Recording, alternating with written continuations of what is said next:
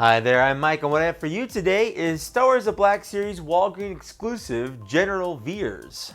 Go ahead and take a look at this picture of him while I read the bio on the back of the box. A cool and efficient officer, General Veers led the Imperial assault on Hoth, marching his AT-AT walkers across the planet's frozen plains and destroying the massive generators powering the Rebels' base and protective energy shield.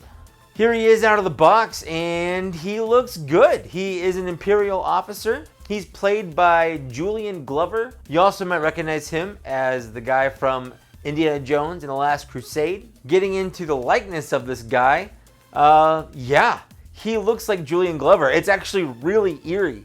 Hasbro has done a fantastic job with this face printing technology they've developed. The lines and depth and color of his face just look fantastic. It's just super weird how accurate they have him. But more so than just the likeness to the actor, one of the things I love about this figure is they've given you enough items with him to make him look like both of his appearances in the movie. And that's something we haven't seen since the very early days of the Black Series. So let's take a look at his accessories. Here he is in his Imperial getup. Now, his first accessory is his removable hat. The hat comes off and underneath you have a great hair sculpt. And that's pretty much it like this. But on top of this, he comes with a couple of other things. He comes with his chest armor that he wears during the actual assault on Echo Base. So if you slide that over his head and then buckle the side in, you can give him his armored look. Now that look is not complete without his helmet that he comes with. So he's got two different hats. One, the Imperial kind of officer cap. The other one, the full-on commander helmet, which, oh man, just looks so good. And then on top of that, you might notice that he has a little holster right here on the side, and he comes with a gun that fits not only in that holster, but also in his sculpted hand. Something that Tarkin had, but didn't come with. So here we are, and with Veers in his more kind of well-known getup that he had on his attack on Hoth Echo Base. And I love that they come with enough accessories to give him both looks. It's just crazy how different these looks are. In the past, I feel like Hasbro would have come out with two completely separate figures for this look. So I'm very grateful that Hasbro just bit the bullet and gave us some accessories and we could choose which look we wanted. That is fantastic. I absolutely love that. So full points for the accessories, for sure. Moving on to his articulation, let's take a look at that real quick. General Veers' head moves side to side. It also has this side to side waggle like this for a little bit of attitude. It moves forward this much, back this much. His arm moves out this much and does move all the way around. He has a single jointed bend at the elbow as well as an elbow swivel. He does have a wrist swivel as well as a wrist hinge. He does have a swivel at his torso, allowing him to move forward this much and back this much. His legs are hindered by his t-shirt skirt, moves forward this much, back this much. He does have a good spread. He has an upper thigh rotation as well as a double jointed knee as well as a hinge at his ankle and a rocker, with this being Veers' widest stance with both his feet flat on the ground.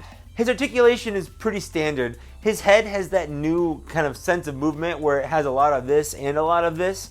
So I love that, and the helmet really doesn't get in the way of it at all. So that's nice. His arms have a normal range of movement, but his elbows are severely lacking. The sculpt is really hindering it from moving further than 90 degrees. It just stops pretty much at that right angle. Also, the skirt does hinder the movement of his legs. That being said though, that's really kind of stopping him from doing some dynamic poses, but how many dynamic poses do you think an aged military commander is going to be putting in? You're going to have him standing with his feet apart at parade rest. You're going to have him with his hands behind his back. You're going to have him maybe holding his gun out to somebody, but that's about it, and he can pull off all the poses. However, some people may be put off by some of the articulation hindrances, so I'm going to give it a 0.75. It's not perfect, and I want the score to reflect that. However, any lack of articulation is more than made up for with a sculpt and paint. Man, the face paint and sculpt aside, the rest of the body is pretty damn good. The fantastic sculpt and paint on the helmet, which has painted and sculpted goggles with a strap all the way around. The belt buckle, his chest emblems denoting rank. All of that is well painted, well sculpted. The holster and the gun are sculpted but not really painted, but that's okay because the rest of the chest armor is well sculpted and well painted. Even down to his boots, which have a glossy finish for military precision, giving this figure the full point in both sculpt and paint. And lastly, we get to want/availability. Well, want 100% there. I definitely wanted this figure as soon as we got a Tarkin. I knew I wanted every other Imperial officer. Piet, Veers, Nida, Ozzel, Jerjera, like all of them. If they had a name, I want them. Even generic ones in the background that didn't have names, I want them. But I definitely want Nida and Ozzel now because Vader needs some fodder to choke. As far as availability goes, that is kind of what hurts this figure. This guy is a Walgreens exclusive, which while I have not heard of him actually being released in the US, he is out in Canada and I believe as a Toys R Us exclusive, which is weird because on the box it still says Walgreens down here, even though it's not a Walgreens exclusive in Canada because they don't have Walgreens in Canada.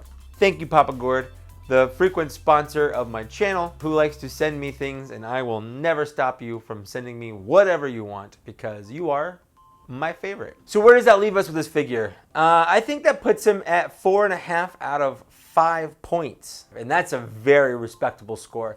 It's held back a little bit by some nitpicks that I feel like are bad enough to warrant a small docking of points, but for the most part, man, I really love this figure. It's easily one of the best of the year, and I actually like it better than Tarkin. I would take him over Tarkin as a figure any day. If you can find him and you like Imperial figures and you like Old Men Commanders, or you want to customize a figure of the guy from Last Crusade, I don't know, there's a lot of reasons to buy this figure. Pick one and buy it if you can find it. And that is my review of General Veers. What did you think? Let me know in the comments down below. Do you have one? Did you find one? Let me know. I like to read and respond. Are you looking forward to this? Are you not looking forward to this? Is this not your cup of tea? I like to know. It's fun to learn about people and their likes and dislikes. Go ahead and like, share, subscribe, you know, the normal YouTube stuff that people say at the end of YouTube videos. There's a couple different ways down in the downstairs area where you can support my channel if you want to, but definitely don't feel like you have to. But thanks so much for getting this far. It means a lot to me,